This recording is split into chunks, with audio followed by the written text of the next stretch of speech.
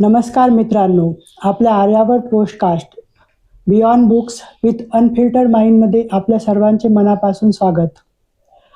आज आपल्या समवेत ज्येष्ठ साहित्यिक, कवी आणि लेखक, एक चितपरिचित चेहरा, ज्यांची हाल्या हाल्या दुधू ही प्रसिद्ध कादंबरी, त्या कादंबरीतून प्रकाशझोतात आलेले आणि ग्रामीण विश्वाचे जीवन, कादंबरीतून ग्रामीण जीवनातील संघर्ष, वास्तव लेखणीद्वारे समाज मनापर्यंत पोहोचवणारे, उलगडणारे ज्येष्ठ साहित्यिक आणि विविध पुरस्कारांनी ज्यांना भूषवले आहे असे महान विचारवंत श्री बाबारावजी मुसळे सर.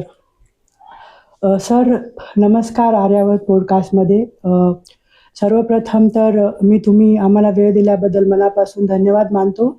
आणि खरे तर समाजाला, महाराष्ट्राला आणि इवन आपल्या भारताला देखील साहित्यिक बाबाराव मुसळे माहीत आहेत, परंतु या पॉडकास्टमधून आमच्या श्रोत्यांना किंवा आम्हाला साहित्यामागचा माणूस जाणून घ्यायची इच्छा आहे.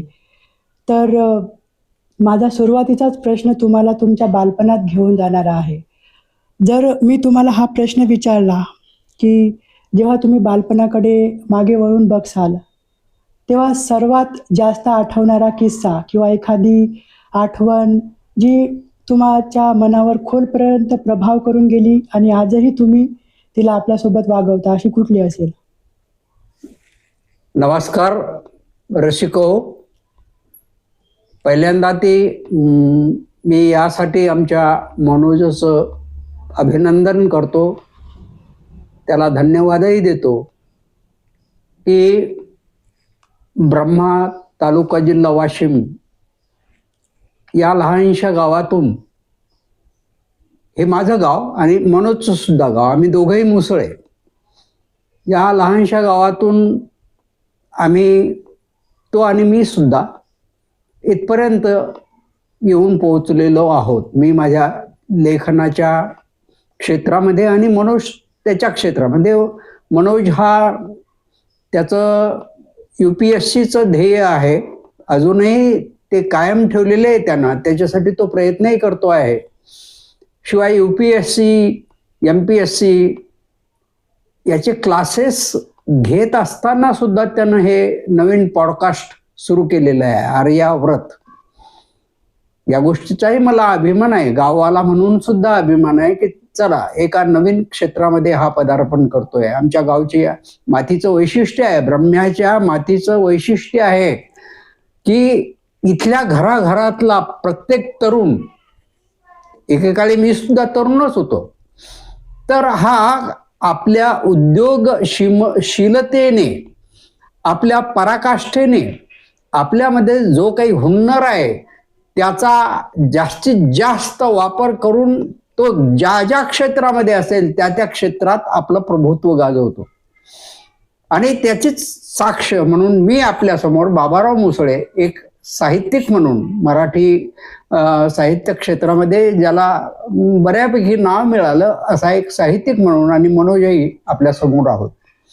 तर मनोजचा जो प्रश्न आहे की बालपण आठवताना मला जी सगळ्यात पहिल्यांदा गोष्ट आठवते ती कोणती आहे, किंवा ती माझ्या मनात एक घर करून बसलेली आहे अशी कोणती आहे, तर सांगताना याचा आनंद होतो की 1964-65 मध्ये मी आपल्या गावच्या प्रायमरी शाळेमध्ये, आज गावाच्या बाहेर शाळा आहे पूर्व दिशेला, पण पूर्वी ती शाळा ज्याला आपण चावडी म्हणतो आपल्या गावामध्ये, तिथे एक चावडीच्या स्वरूपामध्ये होते. अतिशय अशी जुनी झालेली इमारत होती, पण आत 18 खांबाची जोडणी होती आणि ती मजबूत होती.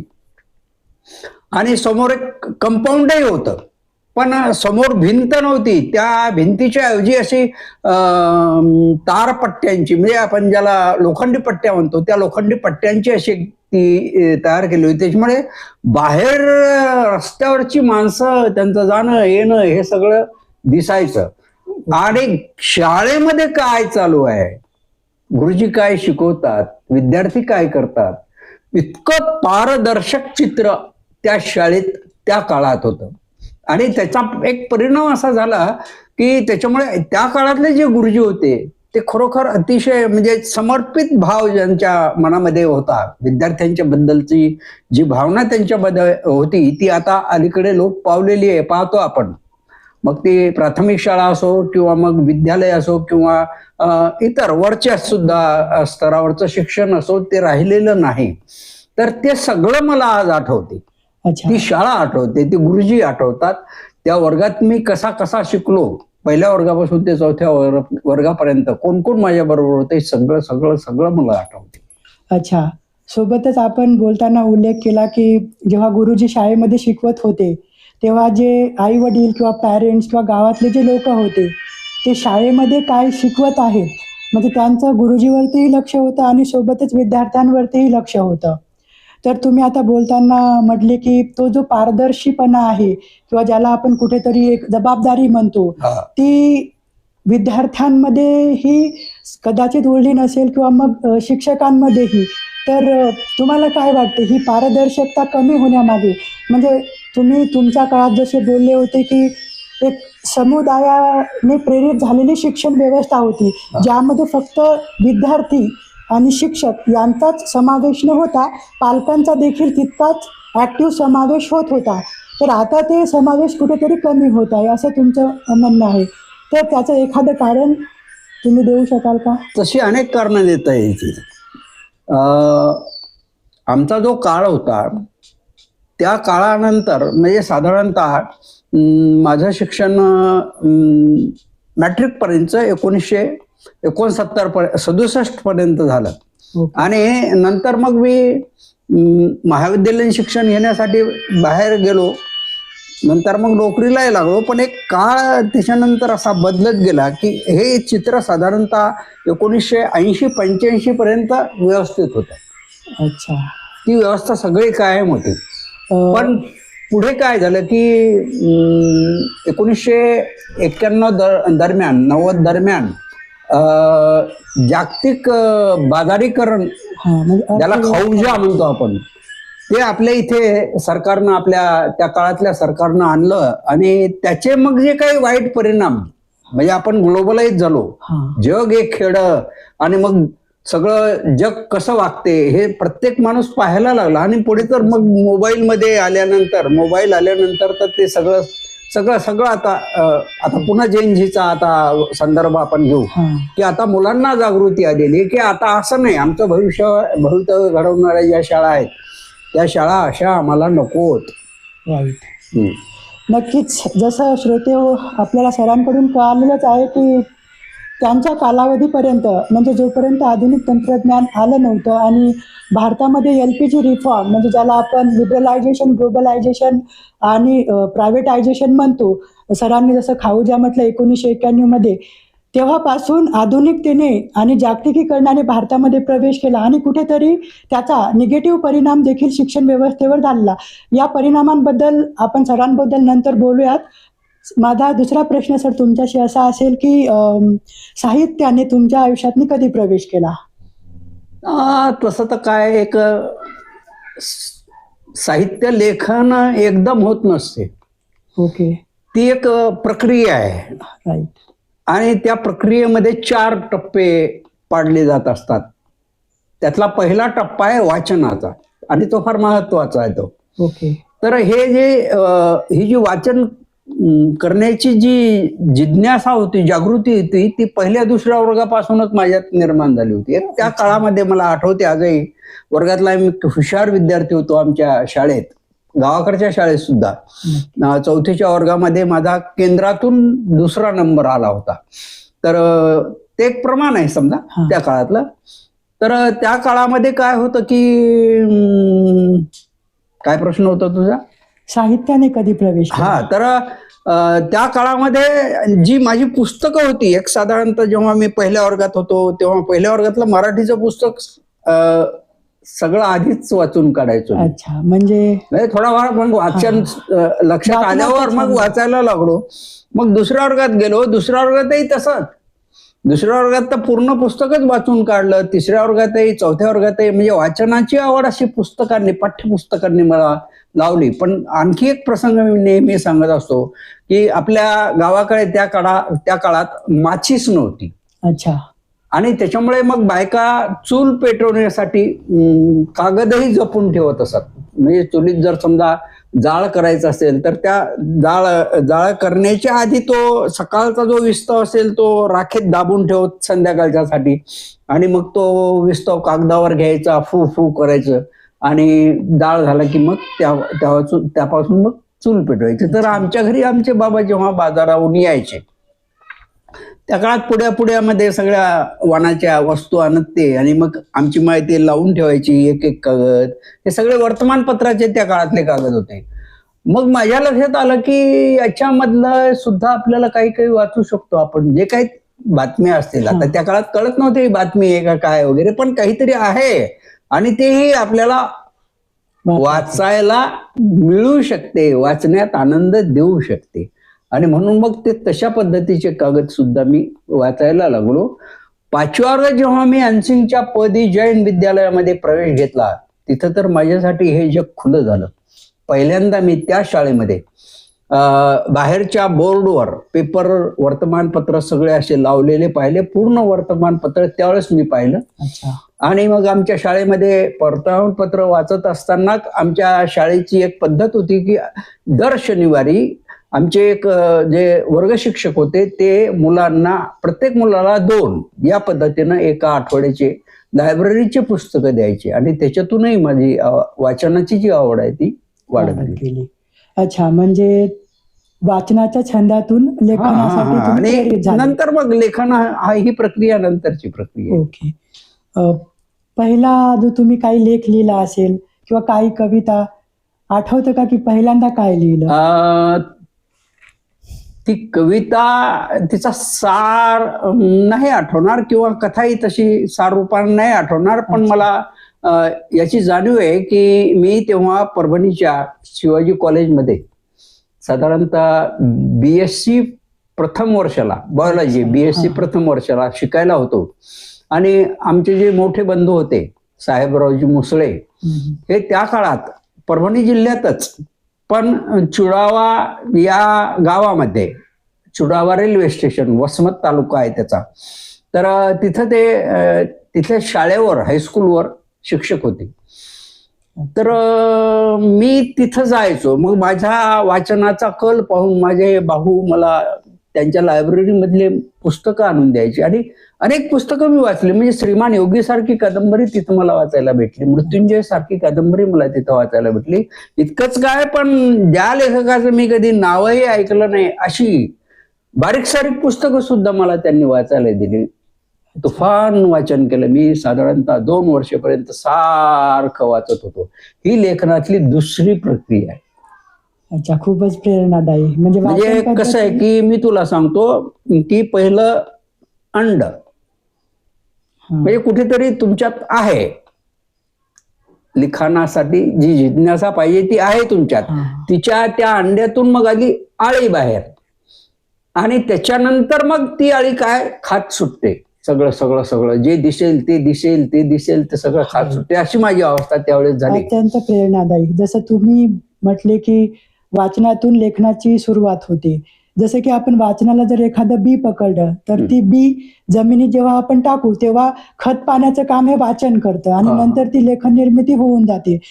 तर मग माझं म्हणणं असं येते की हे जे वाचनासाठी जी प्रेरणा तुम्हाला मिळाली, किंवा आपण ज्याला खतपाणी म्हणू, हे परिस्थितीमुळे आलं की साहित्याच्या क्षेत्रात तो प्रवेश तुम्ही स्वतःहून केला? नाही, तेच मी तुला सांगायलो. त्याच्यानंतर मग एक अशी अवस्था आली माझी की इतकं वाचन केलं, भरभर वाचन करायचो. पण पुढे अशी अवस्था आली की एखादं लहान पुस्तक असो किंवा एखादं मोठं पुस्तक असतो, ते हाती घेतल्यानंतर मला त्याचं एक पान वाचायला सुद्धा वेळ लागत होता. कारण प्रत्येक ओळ, प्रत्येक शब्द, एखादा संवाद असेल तर त्यातील प्रत्येक शब्द, त्यातील भावना, या सगळ्यावर मी विचार करायचो. आणि मग विचार करताना लक्षात यायचं की रे, या लेखकानं हे बरोबर नाही लिहिलं. अशा पद्धतीचा प्रसंग जो मांडलेला आहे तिथे संवाद हा बरोबर नाही बसत. किंवा हा जो प्रसंग किंवा एखादं निसर्ग चित्र वगैरे मांडलं असेल तर याच्यामध्ये हे सूट होत नाही. राईट. आणि मग एक विचाराची प्रक्रिया सुरू झाली. ही तिसरी अवस्था आहे मनोज. राईट. तिसरी कोशाची आवश्यकता आहे. आळी खूप खाते आणि मग कोशात जाते, स्वतःला गुरफटून घेते आणि ती निवांत पडून राहते. तशा पद्धतीचं एक मंथन माझ्या मनामध्ये निर्माण झालं आणि त्याच्यानंतर मग माझी चौथी अवस्था. म्हणजे आधी वाचन नंतर विकसित होत गेलं आणि एका स्टेजमध्ये तुम्ही मग त्या वाचनावरती सखोल विचार करायला बिलकुल लागले बिलकुल. आणि त्या विचारातूनच मग कुठेतरी लेखन हो डेव्हलप व्हायला ही लागलं. प्रक्रिया नंतरची. मग ओके.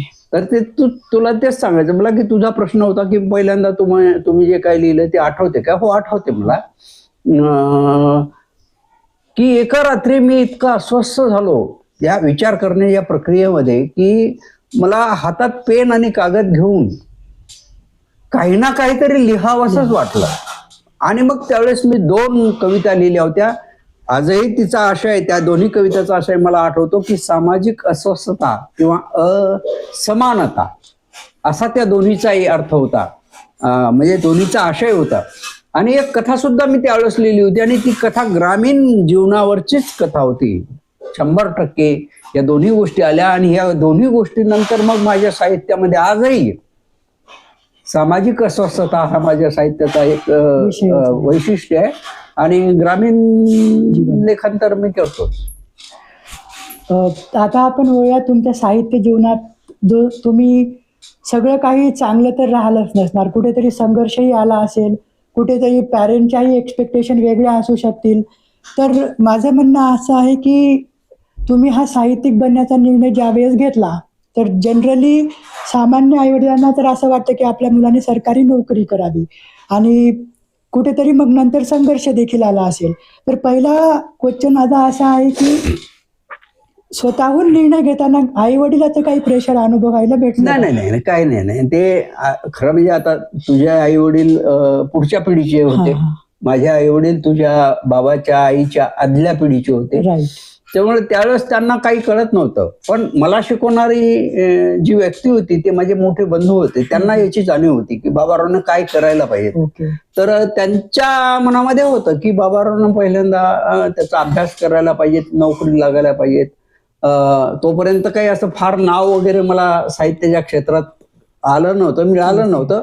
थोडे कुठं लेख माझे येत होते. 1970च्या दरम्यान माझी एक कथा आणि एक कविता एकेका मासिकामध्ये प्रकाशित झाली होती. त्यावेळेस एक खूप आनंद झाला होता कारण तो माझ्या शब्दाला शब्द रूप देणारा पहिला प्रसंग होता. आणि त्यामुळे पण मग काय झालं की 1973 मध्ये मी BSc पास झालो आणि माझं नशीब की त्याच वेळेस पॅटर्न बदलला होता. आधीचा जो पॅटर्न होता शिक्षणाचा तो 8+2 असा होता. पण नंतर मग पॅटर्न आला तो 8+2+3 साधारणतः असा. आणि त्याच्यामध्ये 8वी 9वी आपलं 9वी 10वीचे जे विषय होते त्यांचाही बदल आला. 9वी मध्येच सायन्स आलं, गणित आलं सगळ्यांना. सामाजिक अध्ययन आली, भाषा आल्या, सगळं आलं.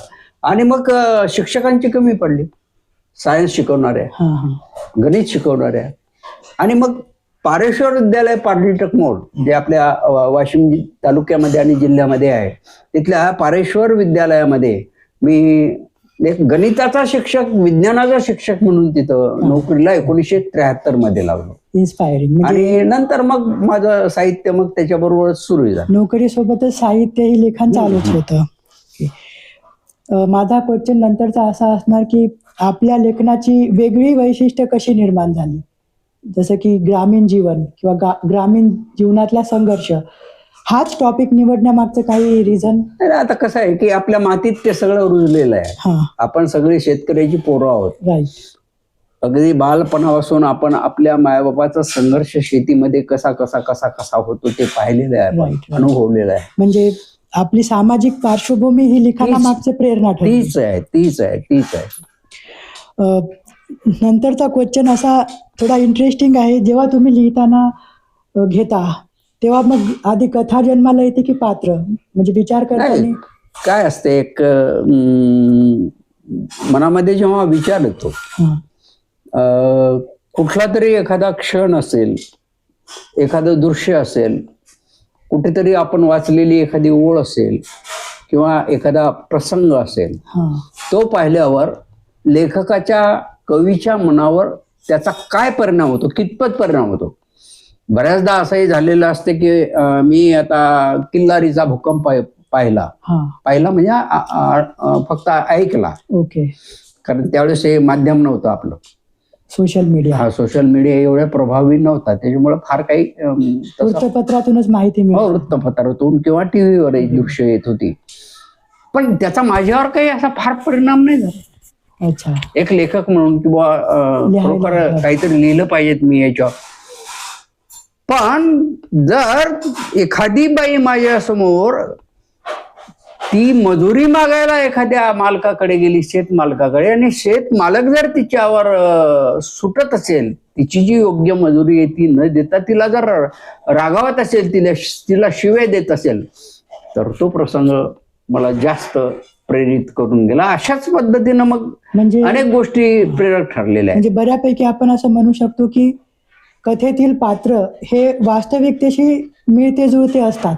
हो हो, पहिल्यांदा तसा कथा एकदम जन्माला येतच नाही, ते बीज जे आहे ते मनामध्ये पडतं आणि मग त्याच्या भोवताल मग काही पात्र, काही प्रसंग असं सगळं होत राहते आणि त्याच्यातून कथा असो, कादंबरी असो किंवा कविता जे आहे तेच आहे. कविता तर उत्स्फूर्तपणे बाहेर येते असं आपण म्हणतो, आणि ते खरंच आहे, कारण मनामध्ये इतकं साचलेलं असतं की शब्द लिहिल्याशिवाय पर्याय नसतो, नाहीतर मग शब्द त्या कवीच्या म्हणजे पेशीतून रक्ताच्या रूपानं बाहेर पडू शकतात, अशी अवस्था होती. इंटरेस्टिंग. मग आता जेव्हा तुम्ही सखोल एखादं अध्ययन करत आहात किंवा लिखाणामध्ये मग्न आहात आणि त्या जो पात्र आहे, नायक नायिका, ते देखील वास्तवाशी जुळलेले असतात, तर त्या पात्राचा, त्या नायक नायिकेचा जो सामाजिक किंवा स्वभाव आहे, जो तुम्ही त्या पात्रात म्हणजे त्या कवितेतनी किंवा त्या कादंबरीतनी रेखाटत आहात, तो स्वभाव तुमच्या वैयक्तिक आयुष्यामध्ये येतो का?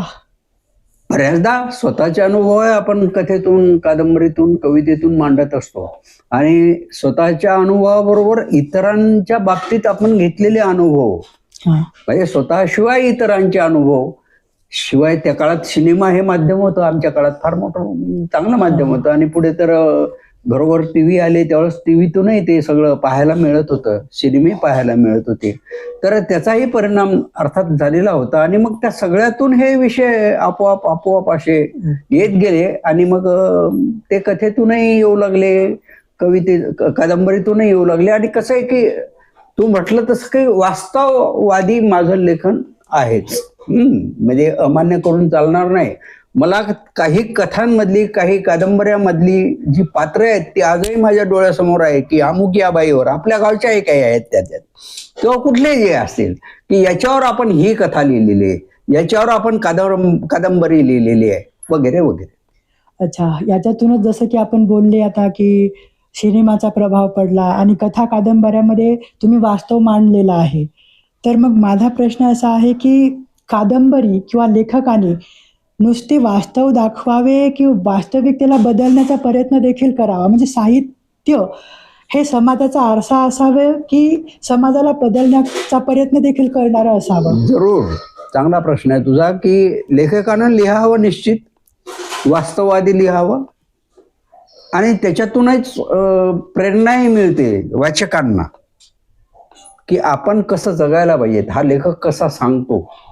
म्हणजे ही प्रेरणा घेऊनही बऱ्याचदा समाजामध्ये असा बदल होऊ शकतो, कारण आपण स्वातंत्र्याची जी लढाई पाहिलेली आहे, आता तुला काही त्याच्याबद्दल माहिती आहे किंवा नाही काय माहिती, इतिहास काय वाचलेला आहे तो, पण अनेक कवितांनी आपल्या देशामध्ये ज्या काही त्या काळातल्या लोकांनी कविता वगैरे लिहिलेल्या होत्या, किंवा काही स्वातंत्र्य संग्राम होण्यापूर्वीच्या काही कथा, कादंबऱ्या त्या काळात आलेल्या होत्या. नक्कीच, जसे वंदे मातरम, वंदे मातरम आहे, जनगणमन आहे, तर अशा अनेक साहित्य क्षेत्रातल्या गोष्टींनी सुद्धा हे सगळं घडून आणलेलं आहे. म्हणजे समाज बदलण्यासाठी बदलू शकतो, निश्चित बदलण्यास मदत होते. नक्कीच. जसं तुमचा हा कोर विषय, साहित्याचा कोर विषय हा ग्रामीण जीवन आणि ग्रामीण संघर्ष राहिलेला आहे. तर महाराष्ट्राच्या ग्रामीण जीवनाकडे पाहण्याचा तुमचा दृष्टिकोन नेमका काय आहे? अर्थात हाही काळानुसार बदलत गेलेला आहे. ओके. कारण आज मी 78 वर्ष मला सध्या चालू आहे, 78वं वर्ष चालू आहे. म्हणजे पहिली आपण 10 वर्ष जरी सोडली माझ्या आयुष्यातली, तरी 60 वर्षाचा काळ असा की मी सगळं अवताल भवताल पाहतोय राईट ना. आणि त्याच्यामुळे हे पाहत असताना असं वाटत गेलं की हे मागच्या वेळेस होतं, आज नाही. हा, नक्कीच बदल ते चांगलं होतं का आजचं चांगलं आहे. एक सहज आपण चर्चा करत असताना घरामध्ये की अरे काय भाज्या आजकालच्या भाज्या बेचव, हे तुम्ही नाहीत म्हणत, तुमची पिढी नाही म्हणत. आमचा दोघांचा नवरा बायकोचा संवाद चालू असतो की हे आपण म्हणतो की आमकी भाजी किंवा आमकी डाळ ही बेचव आहे. कारण आता त्याच्यामध्ये सगळं हायब्रिडायझेशन आलेलं आहे. जे मुळात होतं त्या काळात, आमच्या बालपणीच्या काळात, ते आज राहिलेलं नाही. तर असंही होत राहतं नेहमी. अच्छा, नक्कीच. म्हणजे वेळेसोबत काळ देखील बदलतो, विचार आचार मूल्य देखील बदलत जातात आणि थोडासा जनरेशनल गॅप देखील फील व्हायला लागतो. तर माझं म्हणणं असं आहे की आता ग्रामीण म्हणजे जसं आधुनिकीकरण आलं, शहरीकरण आलं, त्यामुळे बरेच सारे बदल समाज जीवनात, आर्थिक जीवनात झालेले आहेत. तर मग या शहरी जीवनात ग्रामीण वास्तव शहरापर्यंत पोहोचवण्यासाठी काही अडचणी आल्या का, किंवा काय वाटतं तुम्हाला? नाही, त्या काळात तर आलंच ना. कसं की त्या काळात लिहिणाऱ्या लोकांची संख्या होती. ग्रामीण भागातून पुढे येऊन लिहिणारे जे लेखक होते, ज्या काळात मी लेखक म्हणून बऱ्यापैकी नाव कमावलं, तर त्यात फार कमी लेखक होते. अच्छा, म्हणजे आपल्या विदर्भामध्ये अशी 3-4 नावं मला घेता येतील, फार नाही. आणि त्याच्यामुळे मग आम्ही जे काही मांडत होतो ते लोकांपर्यंत पोहोचलं पाहिजे. आता कथा कितीही लिहिली आम्ही, माझ्याजवळ गठ्ठा तयार झाला आणि त्या जर संग्रह रूपानं नाही चालल्या तर मग फायदा काय? तो लोकांच्या पर्यंत कशा पोहोचेल ना. ठीक आहे, मासिकांच्या मार्फत पोहोचतील त्या, पण संग्रह येणं म्हणजे पुस्तकाच्या रूपात संग्रह येणं आणि मासिकातून कथा येणं, एखादी सुट्टी कथा येणं आणि संग्रहामध्ये अशा अनेक कथा येणं, याच्यातून लोकांच्या पर्यंत संग्रह जास्त पोहोचतात. तर असंही होत गेलेलं आहे आणि त्याच्यामुळे हे स्वाभाविकपणे तसा एक मर्यादा होती. म्हणजे आपण किती वास्तव मांडले तरी ते लोकांपर्यंत पोहोचलं पाहिजे. राईट. आणि सोबतच जसं आता आपण सुरुवातीला तुम्ही म्हटले होते की 1991 नंतर जेव्हा सरकारने नवीन पॉलिसी आणली आणि इकॉनॉमी ओपन केली, तेव्हापासून आधुनिकीकरण, शहरीकरण, ग्लोबलायझेशन, टेक्नॉलॉजी, इकॉनॉमी, बऱ्याच सारे बदल होत गेले आपल्या संपूर्ण भारतामध्ये. तरी आता ग्रामीण जीवनावरती काही परिणाम झाल्याचं दिसतं. फार मोठा परिणाम झाला. आज गावाकडे राहायला तरुण तयार नाही. ओके. जो गावामध्ये शेती करणारा तरुण आहे आज दिसत नाहीये. प्रत्येकाला असं वाटतंय की माझ्या मुलाच्या शिक्षणासाठी मी जवळच्या खेड्यामध्ये, आपल्या शहरामध्ये गेलं पाहिजे, तिथे राहायला पाहिजे. भले मग शेती तशीच पडली तरी चालेल, काही व्यवसाय करेन, काही उद्योग करेन, छोटा मोठा एखादं दुकान टाकीन, पण शेतीकडे पाहण्याचा दृष्टिकोन आता कमी झालेला आहे. कारण काय की तुकडे तुकडे तुकडे तुकडे शेती होत गेली, त्यामुळे ती शेती परवडत नाही. ओके. म्हणजे आता जसं आपण बोललेत की या सर्व आधुनिकीकरणामुळे ग्रामीण भागाकडे राहण्यास तरुणाचा कल राहिला नाही किंवा शेती करण्यासाठी देखील कल राहिला नाही. सोबतच आपण असंही बघतो की टेक्नॉलॉजीचा ग्रामीण जीवनात खूप मोठ्या प्रमाणात आता कुठेतरी वापर व्हायला लागलेला आहे. तर विचार करण्याच्या पद्धतीमध्ये काही बदल होताना दिसतो का तुम्हाला? म्हणजे आधी जसं सामाजिक विषय असतील, जसं भेदभाव असेल, असमानता असेल, म्हणजे जातीतला संघर्ष असेल, धार्मिक मुद्दे असतील, ह्या विचार प्रक्रियेवर काही बदल जाणवतो का तुम्हाला म्हणजे लेखकाच्या दृष्टिकोनातून?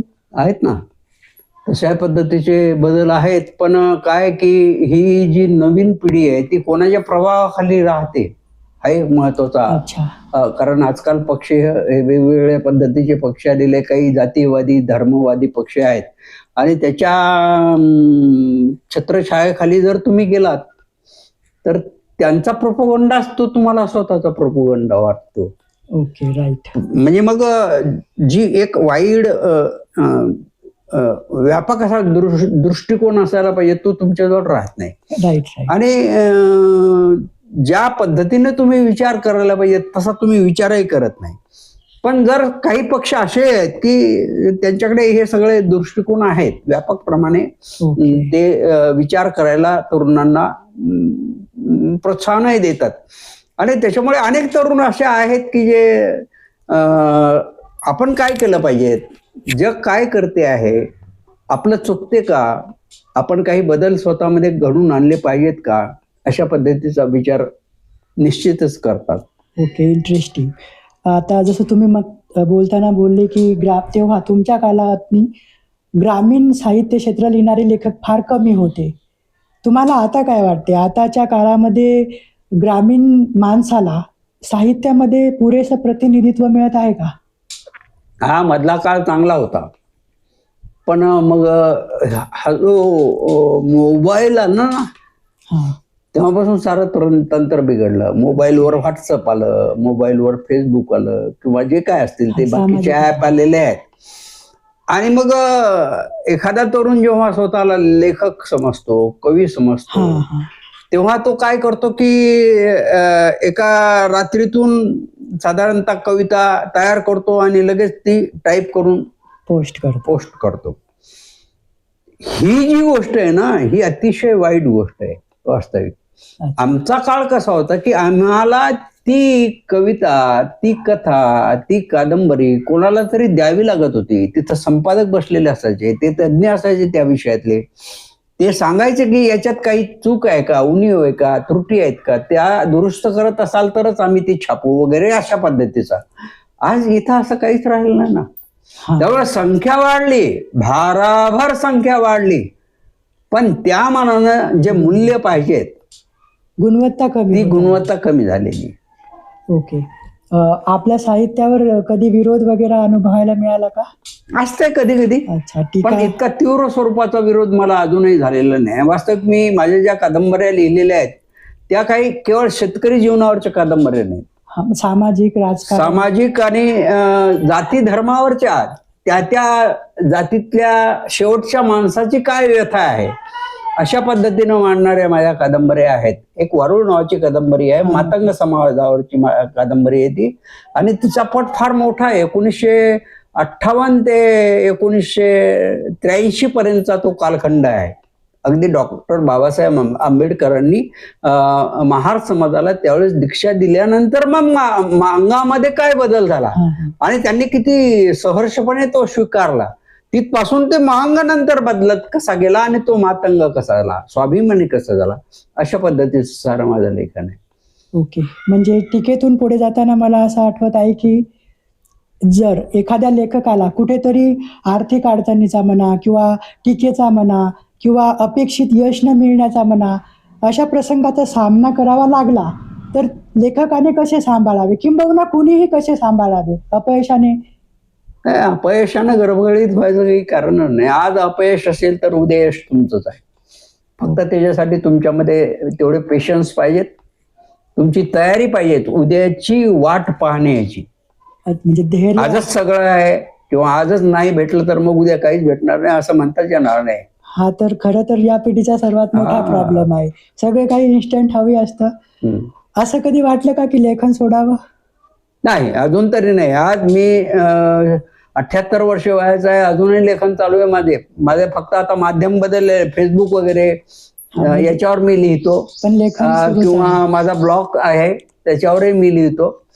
फक्त माध्यम बदललं, बाकी लेखन चालूच आहे.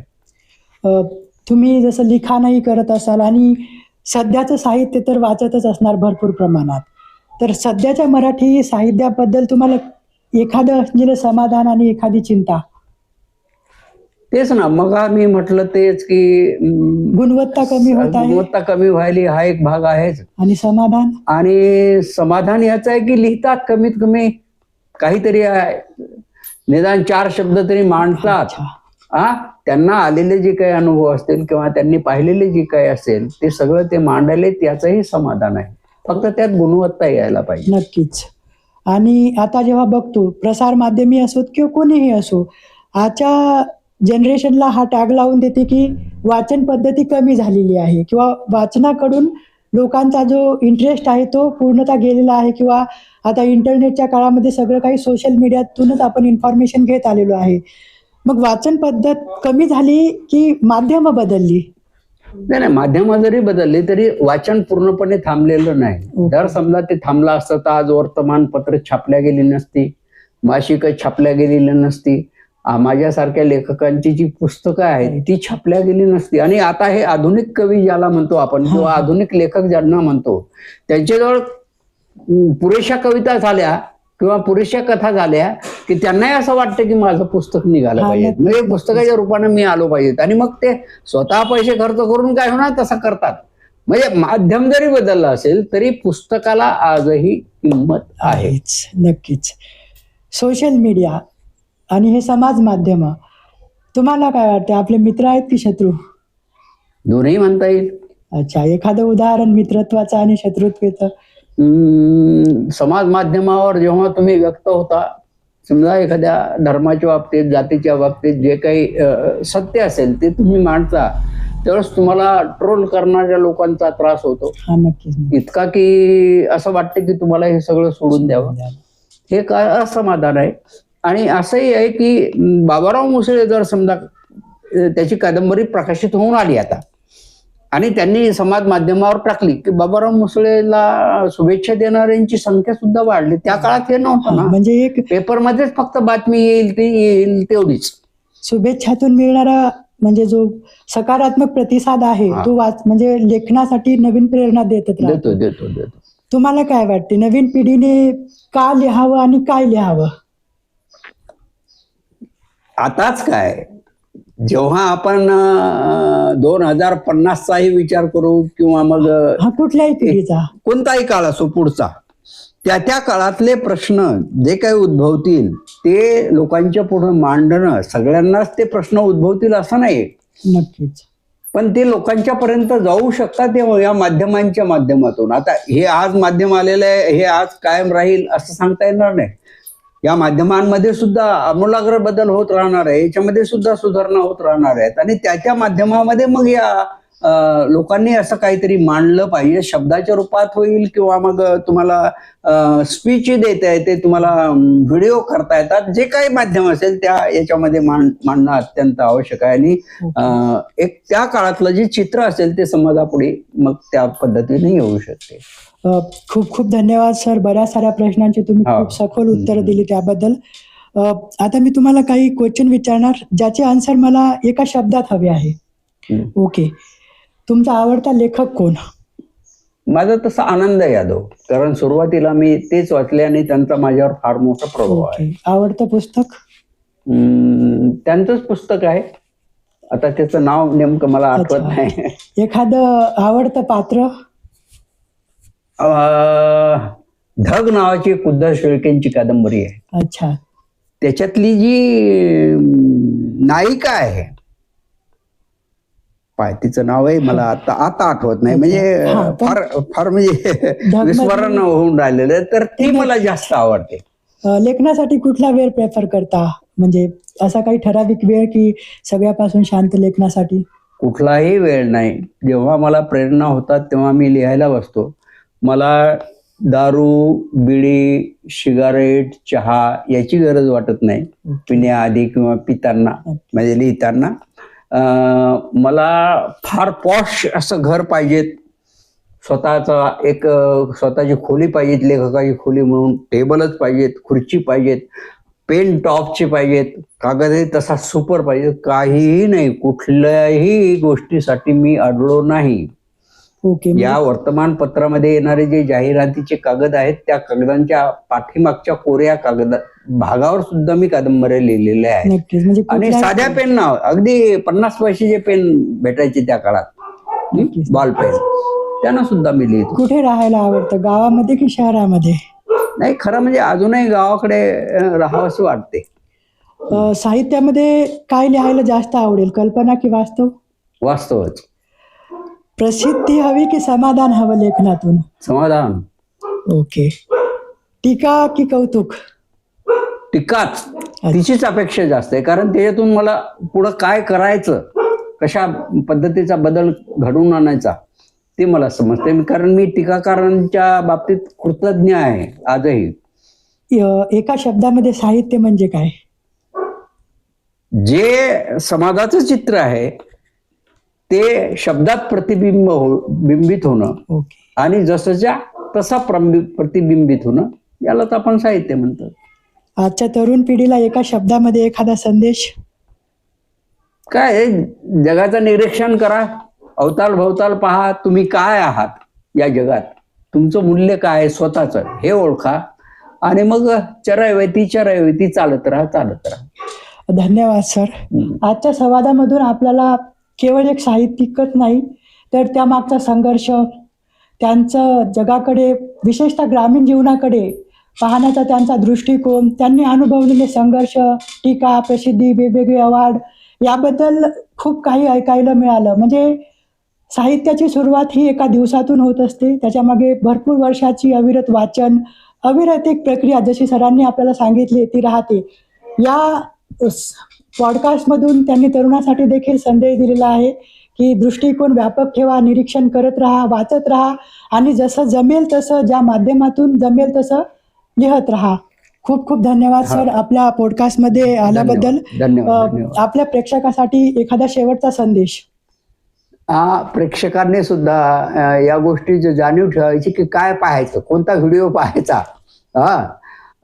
नाहीतर मग काही असेही विकृत गोष्टींनी भरलेले व्हिडिओ येतात किंवा लेखन असेल, काय असेल ते, अशा गोष्टी टाळायला पाहिजे. जे सकारात्मक आहे ते पहा, स्वीकारा.